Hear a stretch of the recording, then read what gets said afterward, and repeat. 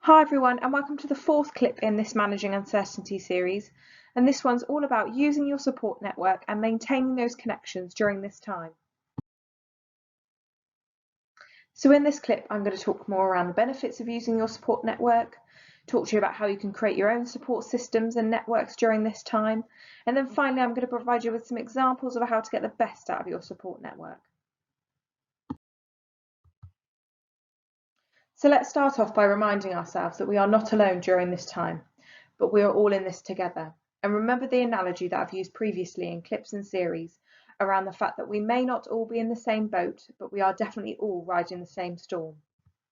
So it's really important that you take some comfort in being part of one big community and you're each doing your own bit in battling through these various different situations and scenarios that we're currently facing. And as we've indicated the importance of having a support network, I'm just going to highlight to you some of the benefits of using your support network during this time. So these include support networks help you to maintain your strong connections and relationships with people. And that could be those that are close to you, for example, your family and friends, and also those that are in the wider environment. So for example, those that you work with.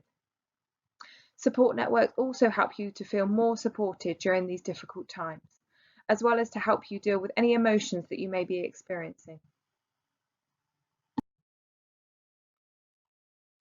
Now I'm going to talk you through 3 simple steps to create your own support networks. So step number 1 is identify. So you've got to start by identifying the people in your support networks. So is that your family, your friends, your colleagues, or maybe people in the wider community, for example, your neighbours? The second step is arrange. So it's really important that you arrange times when you're going to communicate with each other, because regular communication and conversation is essential, especially during this time. And then the final step is connect. So it may also be applicable that you connect with other people outside of your normal support networks.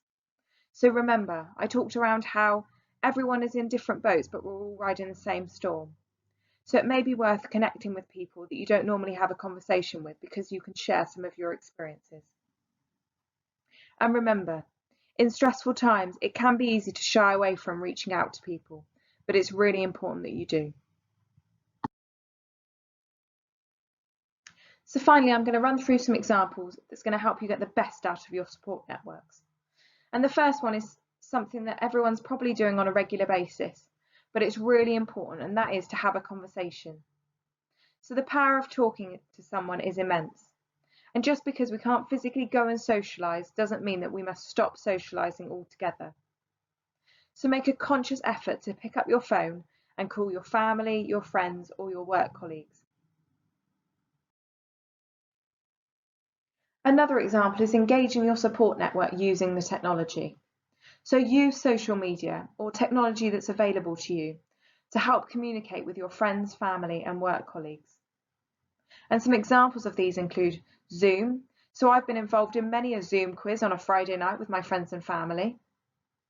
Or if you're not up for that, you can always just have a traditional phone call with some of your loved ones, or a FaceTime or WhatsApp chat.